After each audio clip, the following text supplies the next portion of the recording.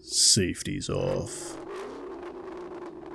Denton blew through a traffic light, his dash bubble flashing to tell the other drivers to get out of the way, and the intersection cams to mind their business. He could feel a clock ticking down in the back of his head. He was on to something. He didn't know what just yet, but he knew if he didn't figure it out soon, then the district was going to be choked with body bags before the end of the next night's cycle. The detective jerked the wheel and pushed his city-issued vehicle into the mouth of an alleyway, scattering a collection of rats, and startling a man in a ragged coat out of a fitful sleep. The guy looked like he was going to start something until Denton put the security services marker on his window and hauled himself out of the driver's side. Denton gave the vagrant a hard look, then stomped his way to the buzzboard next to the dented steel door. He thumbed the button for the apartment he wanted, holding the buzzer a moment longer than he really needed to, and waited. A handful of minutes later, a voice came through the speaker. "Somebody better be dead," the speaker growled. "Somebody's gonna be if you don't let me in, Dwight," Denton said. For a minute, Denton wasn't sure the sheet runner was going to open up. Then the door buzzed, and the detective shouldered it open. Ignoring the busted-down elevator, Denton made for the stairs. When he hit the 6th floor landing, breathing like an overworked engine, Dwight was already waiting for him. A broad-shouldered man with too long hair and a thick beard, the tank top he wore showcased some of the more impressive scars he'd picked up in his line of work. He had a drink in one hand while the other rested on the weapon holstered just behind his hip. "What's this about?" Dwight asked, raising the cheap scotch to his lips. Denton waved a hand, trying to catch his breath. Instead of answering, he fished the data stick out of his shirt pocket and held it out to Dwight. The other man made no move to take it, regarding the stick like it was a snake that may or may not be venomous. Dwight lowered his glass and left his other hand right where it was. "You heard about the hits going down all over the district?" Denton asked. "I might have," Dwight said. "Then you know somebody's clipping badges along with taking out the trash," Denton said, getting his breath back. "I got a lead and I need help if I don't want it going cold on me." Dwight sniffed and took another sip of his drink. Denton could see the gears turning behind his eyes as the bounty hunter ran the numbers. He sniffed and pointed at Denton with the index finger of the hand holding his glass. "There a reward attached to this?" he asked. "Standard informant fee," Denton said. "I'll sign the receipt personally."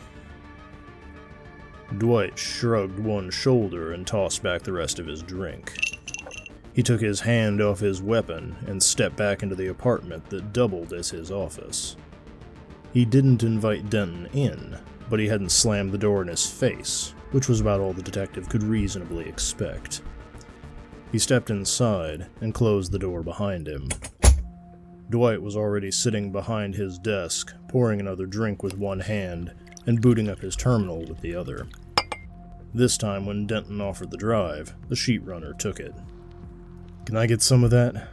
Denton asked, sinking into one of the client chairs. "No," Dwight said, pressing his hand against a security pad and letting his machine scan his metrics before it opened. He plugged the data drive in, lifted the drink to his lips, and started scanning through the images Denton had brought him. Dwight kept his face carefully neutral as he looked through the images, but Denton could see the tension hardening the bounty hunter's shoulders. Dwight had his mouth open to say something when a red light on the side of his machine flicked on. His eyes darted to it, then back to Denton. Was all Dwight managed to get out before his front door detonated, and the lights went out.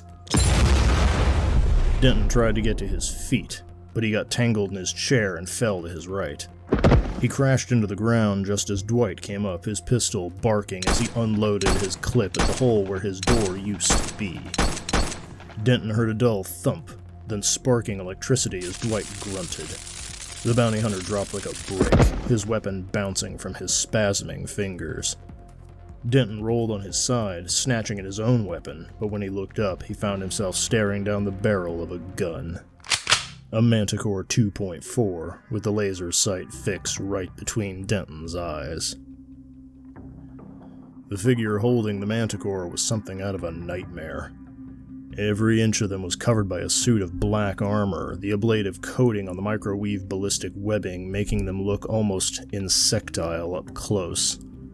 The impression wasn't helped by the red lenses of the multi-spectrum goggles in the helmet, or the layered respirator that covered the lower half of the figure's face.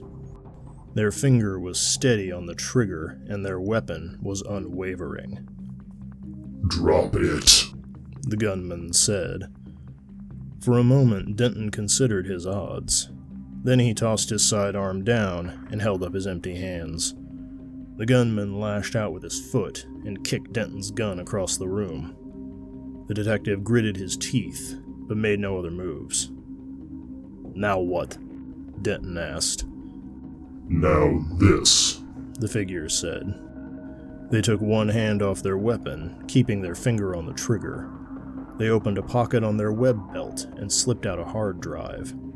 They tossed it to Denton, who snatched it on reflex. "Take it." "The hell is this?" Denton asked. "A record of all your sins," the gunman in the stealth suit said. He stepped back, keeping his weapon trained on Denton. "You've seen what I can do in 72 hours. You have 1 week to clean up your mess. If you don't, tell your superiors I'll finish what I started." Dwight gasped, grunting as he rolled over. Denton turned to look at him, and by the time he turned back, the gunman had vanished. He hadn't made so much as a sound. Denton got to his feet slowly, leaning against Dwight's desk for a minute. "What's the damage?" he asked. Son of a bitch tased me. Dwight grunted as he hauled himself back into his chair. He pulled his bottle, along with a new glass, out of his desk drawer and started pouring. "You're getting me hazard pay, and replacing my door." "Sure," Denton said. He unplugged his drive from Dwight's machine and tucked it into his pocket, along with the hard drive the mysterious vigilante had given him. "You know where to send the bill." Safeties Off is the fourth and final installation in this Cyberpunk series of short stories. For now. It is also the introductory story for the supplement 100 Professions for a Sci-Fi Setting, which is linked in the video description below. If you enjoyed these stories and you'd like to help us keep making content like this, then like the video, share it around on your own social media, and subscribe to the channel. Lastly, stay tuned for what's coming next.